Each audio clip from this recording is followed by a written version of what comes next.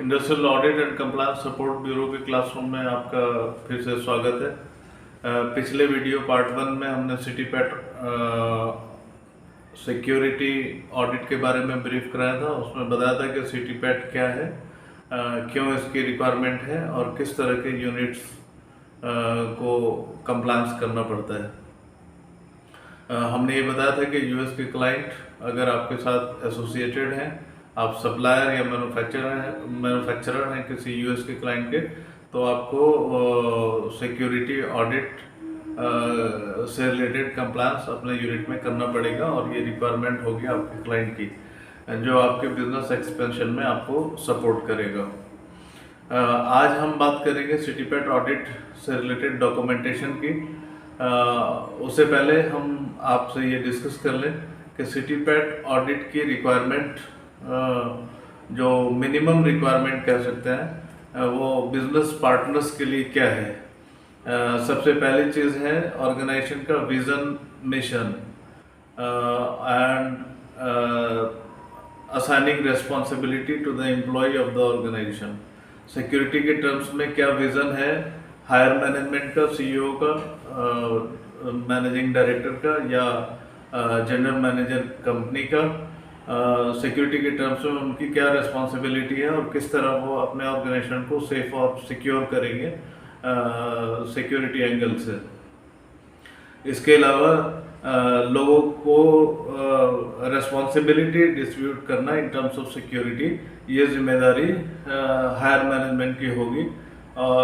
इस चीज़ को इंश्योर करने के लिए कि सिक्योरिटी पैरामीटर्स या सिक्योरिटी इम्प्लीमेंटेशंस हमारे यहाँ 100% हो रहा है। इसमें 12 पॉइंट हैं। Company vision and mission, risk assessment for all activities, business partners minimum requirement, cyber security, conveyance security, cell security, procedural security, agricultural security, physical security, personal security, access control system and training and awareness of the employ. ये 12 points हैं जो सिटीपैट की तरफ से required है अपने unit को compliance करने के लिए। इन्हीं 12 यूनिट्स पर हमारे डॉक्यूमेंटेशन बेस्ड करेंगे और इन्हीं 12 पॉइंट्स से रिलेटेड डॉक्यूमेंट हमें तैयार करना है और इन्हीं 12 पॉइंट से रिलेटेड हमें फिजिकल प्रिपरेशन भी फैक्ट्री में करनी है। आज हम बात करेंगे हमारे लिए सबसे ज़्यादा इम्पोर्टेंट डॉक्यूमेंट क्या है। सबसे ज़्यादा इम्पोर्टेंट डॉक्यूमेंट है सिटीपैट स्टैंडर्ड के हिसाब से सिक्योरिटी मैनुअल कंपनी का बनना, और ये मैनुअल इन्हीं 12 पॉइंट्स पे बनाए जाएंगे। Security vision and responsibility of the company, risk assessment for each and every steps, each of every function of the organization, minimum requirement of business partners like supplier, vendor, service provider and other peoples who are concerned with the business, cyber security which is important right now, conveyance security, seal security जो हम containers वगैरह में use करते हैं, procedural security, agricultural security, physical security, personal security, physical access control system और training and awareness. ये 12 points हमारे manual में होंगे और आपको पता है कि कंपनी का मैनुअल क्या होता है। उसमें हायर मैनेजमेंट का कमिटमेंट होना बहुत ज़रूरी है, उनका विज़न, उनका मिशन, रिटन डॉक्यूमेंट और उनके साइन होने ज़रूरी हैं कि सिक्योरिटी किस तरह से वो इम्प्लीमेंट करेंगे अपने यहाँ और किस तरह से अपने बिजनेस पार्टनर को इंश्योर करेंगे कि वो फुली सिटीपैट या सिक्योरिटी कंप्लायंट हैं। उनका फर्स्ट पेज पर ये रिटन डॉक्यूमेंट होगा और ये कंपनी के डिफरेंट पार्ट्स में डिस्प्ले भी किया जाएगा ताकि विजिटर्स और कंपनी के एम्प्लॉई उसको देख सकें। तो सबसे पहला इम्पोर्टेंट डॉक्यूमेंट है सिटीपैट या सिक्योरिटी मैनुअल, इसे हमें डिज़ाइन करना पड़ेगा और इन्हीं 12 पॉइंट्स को बेस करके करना पड़ेगा इन कन्फर्मिटी विद द सिटीपैट स्टैंडर्ड। और इसी में फॉर्म्स और प्रोसीजर्स बनाने पड़ेंगे। इम्प्लीमेंटेशन के लिए किस किस डॉक्यूमेंट की ज़रूरत है, किस किस पॉइंट के लिए, ये हमें तैयार करना पड़ेगा।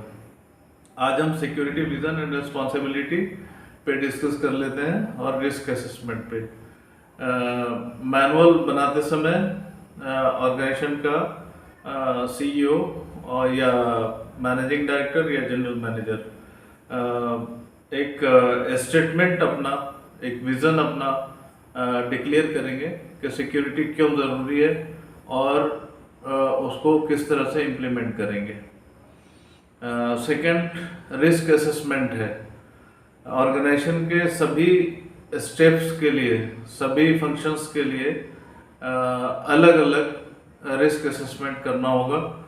इसके लिए हर एक जॉब के लिए, हर एक फंक्शन के लिए स्टेप वाइज स्टेप एनालिसिस करना पड़ेगा और उसमें क्या रिस्क है और उसके क्या कंट्रोल मेजर्स हो सकते हैं, ये डॉक्यूमेंटेड करने पड़ेंगे।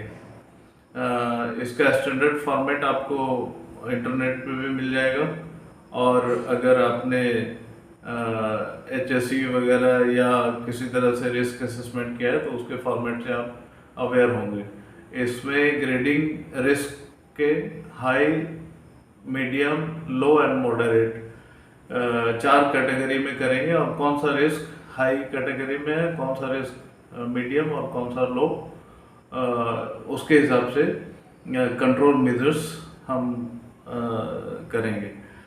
Risk assessment at least once in a year आपको करना है, लेकिन स्पेशल केसेस में, जैसे कोई प्रोसेस चेंज हो रहा है, मेन पावर चेंज हो रहा है या कोई टेक्नोलॉजी चेंज हो रही है, कोई सिस्टम चेंज हो रहा है, तो आपको उस समय रिस्क असेसमेंट रिवाइज करना होगा और रिवीजन का डेट क्लियर करना होगा। रिस्क असेसमेंट एक रिटन डॉक्यूमेंट है जो आपको अपने फाइल में रखना होगा और रिस्क असेसमेंट आपको डिस्प्ले भी करना होगा ताकि एम्प्लॉय अवेयर रहे कि उनके हर एक एक्टिविटीज़ में क्या रिस्क है और उसके क्या पैरामीटर्स हैं कंट्रोल मेजर्स के रूप में। तो at least once in a year risk assessment आप कंडक्ट करेंगे। रिस्क असेसमेंट में date of risk assessment, risk assessment conducted by, और उसमें वर्कर्स पार्टिसिपेशन का ज़रूर ध्यान रखें क्योंकि हर एक एक्टिविटीज़ से वर्कर्स ज़्यादा अवेयर होते हैं क्या रिस्क है। तो रिस्क असेसमेंट करते समय वर्कर्स का पार्टिसिपेशन रखें और उसको डॉक्यूमेंटेड फॉर्म में अपने फाइल में रखें और उसको डिस्प्ले करके भी रखें। सबसे ज़रूरी यह है कि रिस्क असेसमेंट आपका पहला एक्टिविटी आपके इंटरनल इन हाउस में पैकिंग है, जहाँ से टेररिज्म की एक्टिविटी को एग्जीक्यूट किया जा सकता है।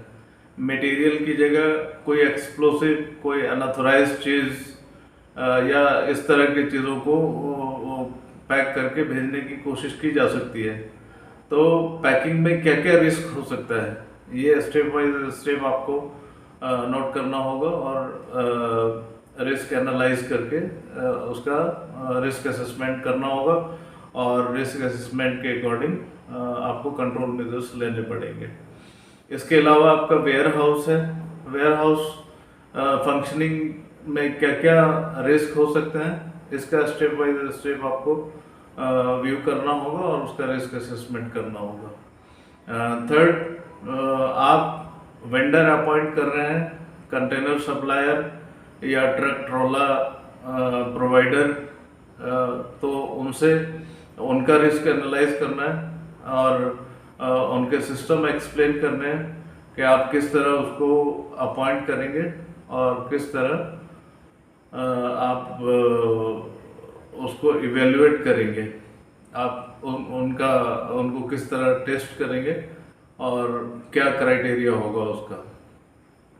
मीन्स ये जो 12 पॉइंट्स हमने एक्सप्लेन किया है, इससे related complete policy and procedure as well as formats and documentation आपको अपने मैनुअल में मेंशन करना पड़ेगा और अकॉर्डिंगली आपको इम्प्लीमेंट करना पड़ेगा। साइबर सिक्योरिटी में आपको इंटरनल अपने ऑर्गेनाइजेशन में साइबर सिक्योरिटी के लिए आपकी क्या पॉलिसी है और क्या सिक्योरिटी पैरामीटर्स आप अडॉप्ट करते हैं वो आपको क्लियरली मेंशन करना होगा और उसके लिए रिस्पॉन्सिबल कौन है, ये सारी चीज़ें आपको मेंशन करनी पड़ेगी। साइबर सिक्योरिटी में password protection of each and every system, और इसके अलावा जो मेल्स आ रहे हैं उसमें थ्रेट मेल्स भी हो सकते हैं, डाटा टैम्परिंग की कोशिश भी हो सकती है, तो उसको आप किस तरह प्रोटेक्ट करते हैं और क्या सॉफ्टवेयर आप यूज़ कर रहे हैं, क्या सिक्योरिटी मेजर्स आप यूज़ कर रहे हैं, वो आपको पॉलिसी में मेंशन करना होगा और उसके क्या प्रोसीजर हैं और क्या कंट्रोल मेजर्स हैं, ये आपको डॉक्यूमेंट करना पड़ेगा। नेक्स्ट डे वीडियो में हम बाकी पॉइंट्स डिस्कस करेंगे। तब तक आप अपने मैनुअल की तैयारी करें और सिक्योरिटी मैनुअल सिटीपैट के कंफर्मिटी में तैयार करें। बाकी पॉइंट्स हम नेक्स्ट वीडियो में डिस्कस करेंगे। Thank you very much.